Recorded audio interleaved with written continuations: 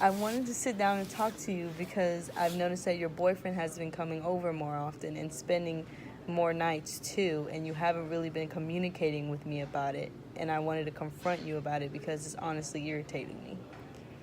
Okay, well, you just haven't said anything since the first day he came over, and since you would go to the library and study and then come back to the room and go straight to sleep, I didn't think it was an issue.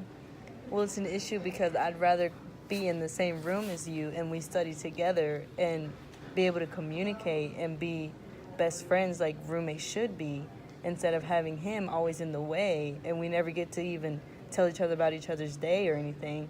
And it's also my room, so I would like to be able to study in there. I mean, I see that, but I don't get to see my boyfriend that often, so that's why he comes over all the time. And I didn't think it was that much of an issue when you get your studying done at the library. I really don't get any of my studying done because I'd rather be in my room, in my bed. But I always leave because I don't want to bother you two. Well, I mean, what do you suggest? Because I want him to still come over whenever I want, and I don't want him to just stop coming altogether.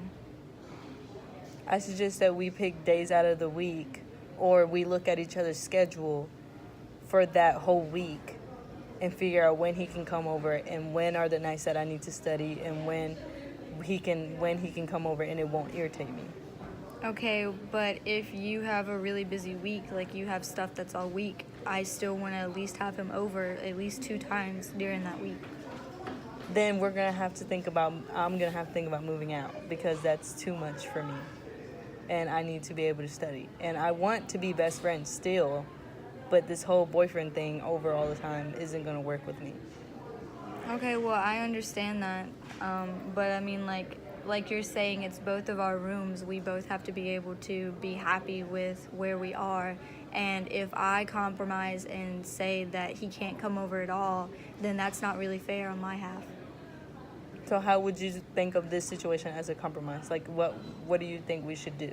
I'm fine with the thing about where we look at each other's schedule, but like if we have a really busy week, if you have a really busy week where you have tests almost every day, I would just say like instead of every night going to the library, just like 2 of those nights going to the library, and the other nights then he just won't come over.